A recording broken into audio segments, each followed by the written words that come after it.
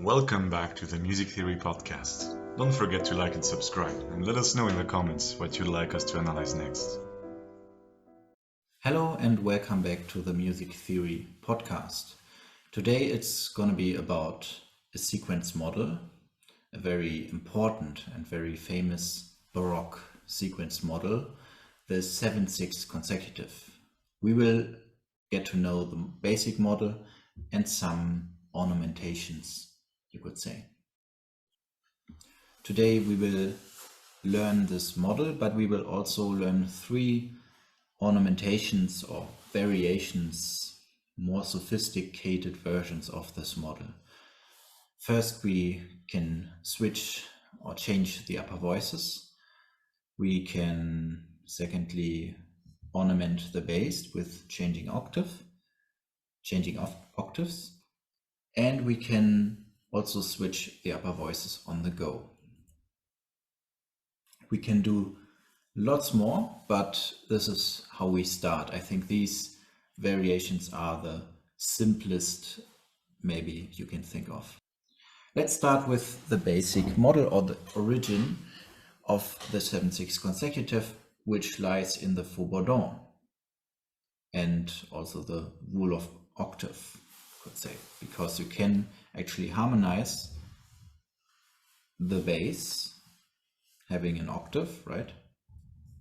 Playing a scale upwards, you can harmonize that with 6 chords, and then you get faux bourdon.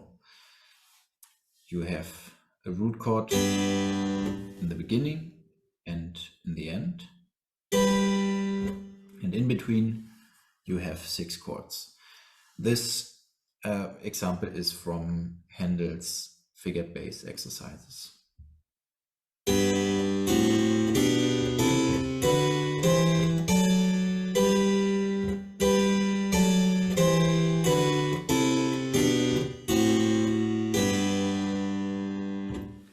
Make sure that you are able to play this in several keys. Pick simple keys, not immediately rush to F sharp major or something, but some simple keys will do. Now, what's the 7/6 consecutive? When you take the same model and you kind of delay the upper voice, always for a beat, you get syncopations. When you go upwards, you get 5/6 syncopations. It should be always 6 chords, but your upper voice is a little bit delayed, and so you get first a root chord and then the 6th chord. And this is actually allowed, so no parallel fifths, because you have the 6 chords in between.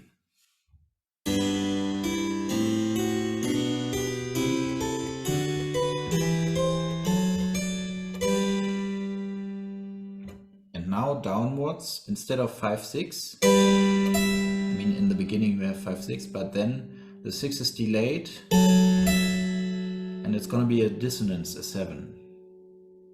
Resolved.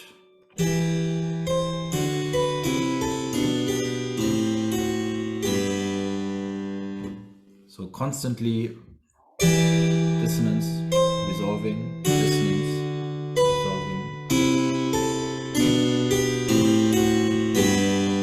That's very, very colorful, right? You have this sequence of dissonances, which are always resolving and then emerging anew.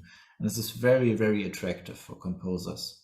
5/6 consecutive is used always, also quite frequently, but I think the 7/6 consecutive has this advantage of always having these sweet 7 dissonances. Sometimes it's a small 7.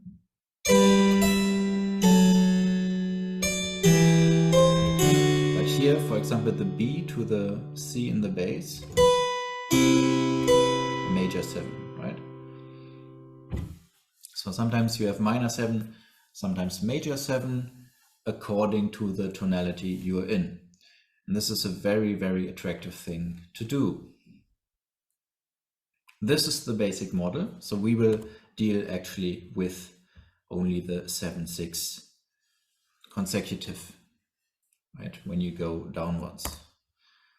Now, just for the sake of still sticking to this rule of octave model, I'm just gonna include once the 5/6, because when you change the upper voices, you can do it as well with the 5/6.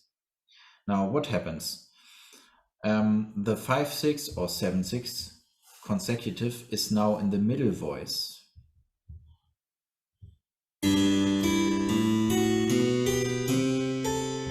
And above that, you get what was previously the middle voice, is now the upper voice. You get parallel tenths.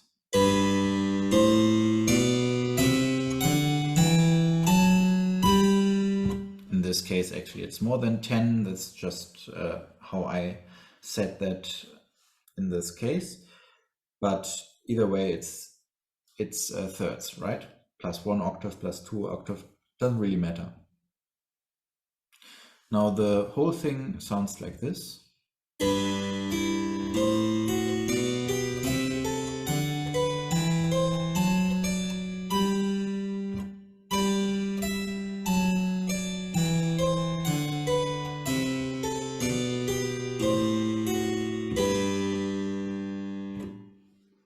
You can say several things. First of all, it is a bit calmer. It's not so energetic. You have the dissonances in the middle voice a little bit hidden within the very, very harmonious, nice parallel tenth structure, right? Another thing is, which is really nice, you can use a little bit more the instrument, right? The range of the piano, which or the keyboard instrument of your choice, the cembalo in this case. You really can use a bit more the whole range of the instrument, and this is also very, very nice thing to do. Now it's a bit more complicated, of course, but I think you can manage that after practicing a little bit. Now, this is not possible in simple faux-bourdon.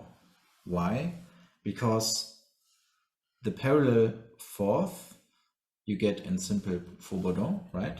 Going back to the Handel.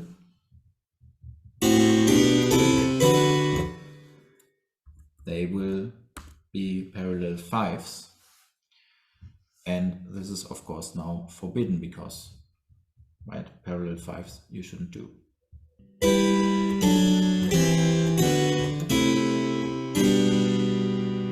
So keep in mind, you can change the voices only in the 7/6 consecutive. Now, an example of these parallel tenths, the switched voices, is here in a suite by Handel. So this is an Allemande.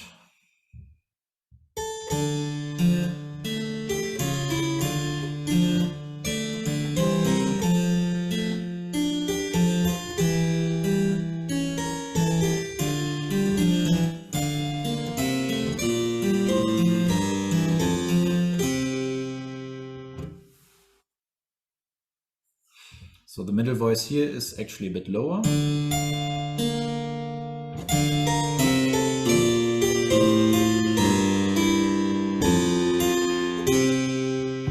I could also place the middle voice 1 octave higher, doesn't matter.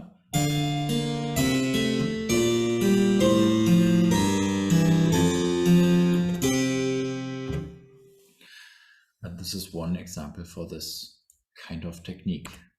Now, let's go to the changing octaves. And you can do this with the normal 7/6 consecutive in the upper voice, but you can also do it with the changed voices, with the parallel tenths. So first version A, would sound like this.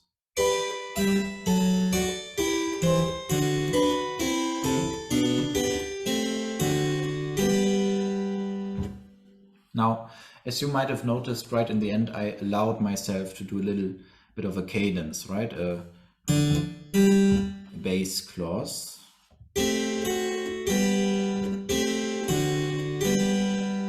This signifies the end of the model. And same thing with the parallel tenths.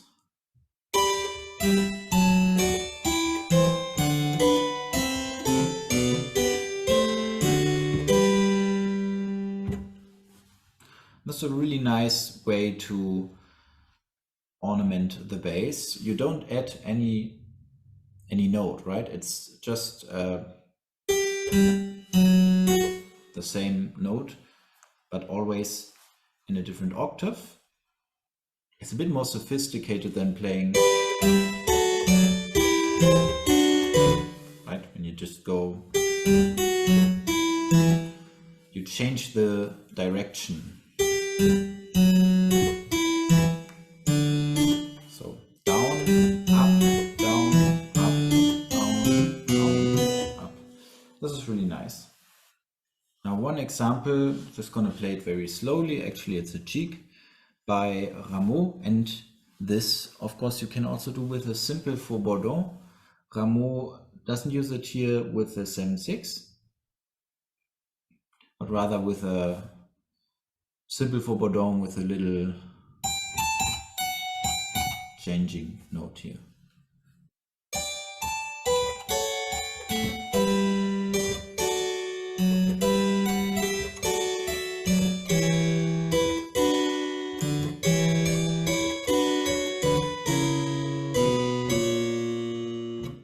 And finally, let's go to the upper voices, which can also switch within the model. This is something very, very nice. Yeah, this is quite sophisticated because you you change the structure right in the middle of the piece, and so it's less easy to follow the sequence. So the listener knows, okay, this is kind of a sequence, this is a chord progression I know, but I kind of don't know how it's done exactly. So it's very sophisticated, a nice thing to do. Here also in combination with the changing octaves.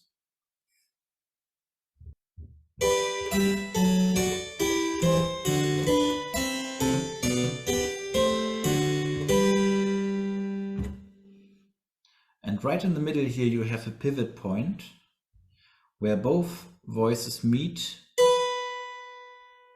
on the sixth, because the sixth is consonant, right? You can actually jump away from the sixth. You can't do it on a seven because you have to resolve the seventh. So this is a good pivot point. And so you can think of it like this way. The first tetrachord in the bass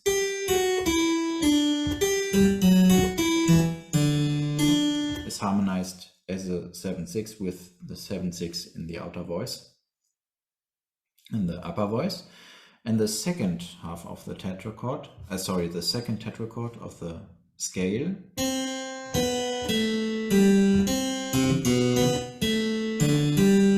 is harmonized by the parallel tenths.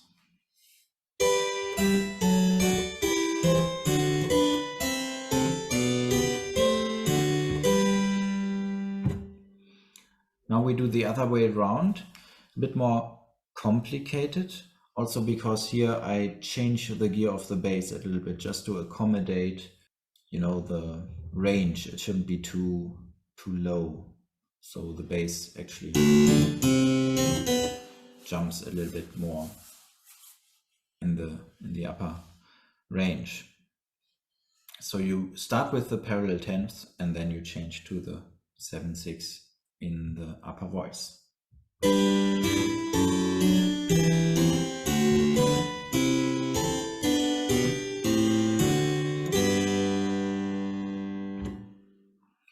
So this is already quite sophisticated. This is already something you see right in the score, right?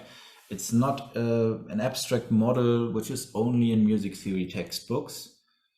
As I showed you with several examples, these models and these variations of the models you can find actually in the score, which is very practical, very nice.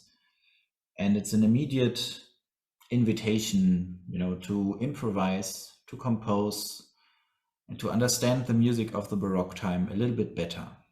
Thank you so much for watching this video. I hope you enjoyed this video, and I hope you can let me know in the comments what your feedback is. Maybe I can explain something better.